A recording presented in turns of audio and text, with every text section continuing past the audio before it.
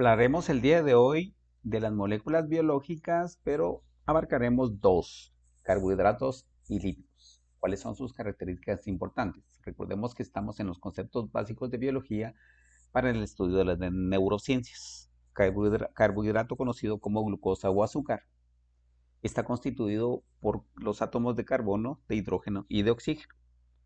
Entonces vamos a ver que estos compuestos van a permitir la formación de azúcares simples o azúcares compuestos o azúcares de mayor actividad o combinadas con otras estructuras. Por ejemplo, un carbohidrato que es un azúcar, vamos a ver que son monómeros o monosacáridos que forman de 3 a 6 carbonos.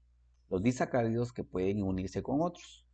Y de estas vamos a hablar, por ejemplo, de las triosas, tetrosas, pentosas y hexosas. La sacarosa y la fructosa que son disacáridos.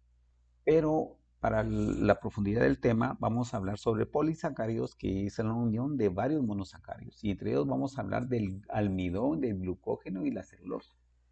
En el caso importante de la glucosa, que es un azúcar hexosa, es importante entender que nos va a facilitar el metabolismo de la ficha energética, que en este caso es el ATP. Y entonces vamos a darnos cuenta que, por ejemplo, en el caso del glucógeno, que son como muchas glucosas, en algún momento de nuestro metabolismo se rompen para formar la famosa molécula energética llamada ATP o la trifosfatoadenosina. Aquí tenemos nuevamente una nueva clasificación, o mejor dicho, siempre siendo con las clasificaciones, pues vamos a ver en el caso de los polisacáridos, en el caso de los oligosacáridos y los monosacáridos. Entonces vamos a ver que están compuestas por pentosas, hexosas, que es su estructura química, ¿sí? Tenemos, por ejemplo, el almidón, que estos polisacáridos generalmente se consideran como unidades de mayores cantidades almacenadas y que al final son las que nos van a permitir desintegrarse para unidades mínimas o monosacáridos.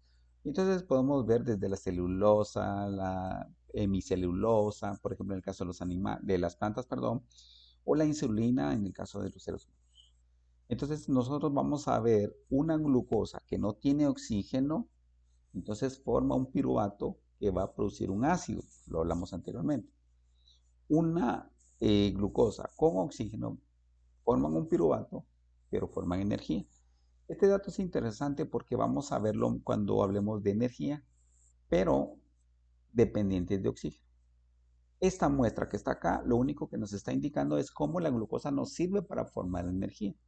Y la final de la energía es precisamente este nucleótido, ¿sí? Que está conformado por una base nitrogenada y 3 fósforos que van a ser unidades de acoplamiento para esto. Los lípidos, aquí la imagen de un esquimal. Los esquimales consumen mucha grasa. ¿Por qué se consume mucha grasa? ¿Y por qué le tenemos miedo a la grasa? Precisamente la grasa es un protector del frío, además de un buen elemento para el almacenamiento a largo plazo de energía. Por eso en los estados de mucho frío, los climas demasiado fríos, la necesidad de la grasa es extenderse alrededor del cuerpo. ¿Cuáles son sus características importantes? Es que están formadas casi exclusivamente por hidrógenos y carbonos, con enlaces no polares carbono-carbono. Entonces aquí vemos que casi no hay oxígeno. Y como no hay oxígeno, por eso es que no pueden tener una comunicación directa con el agua. Y por eso se vuelven hidrofóbicos, o sea, tienen miedo al agua o insolubles en agua. ¿Cuáles son las funciones? Almacenar energía, o nuestra almacenadora de energía, forman cubiertas impermeables, o sea, cubren, constituyen la masa de las membranas celulares y muchos de ellas y la mayoría son hormonas. A nivel cerebral también tenemos cierto tipo de grasas que son importantes. Entonces, ¿cómo clasificamos a las grasas? Los clasificamos por aceites, por fosfolípidos o por esteroides que son anillos.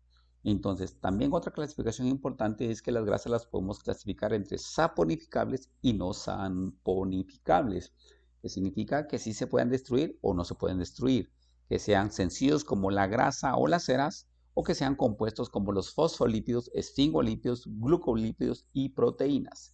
Es importante esta parte porque es lo que más vamos a hablar más adelante y vamos a también a discutir más sobre lo que son algunos aspectos esteroideos cuando hablamos de hormonas. Entonces aquí vemos un fosfolípido, ¿ok? El fosfolípido es una estructura perteneciente a la membrana celular. Lo vemos acá, una cabeza y dos colas, una cabeza polar y dos colas apolares. Y que muchas veces estos fosfolípidos se combinan con azúcares para formar los glucolípidos o las glucoproteínas, que también pueden ser algún elemento que van a estar unidos en la membrana celular.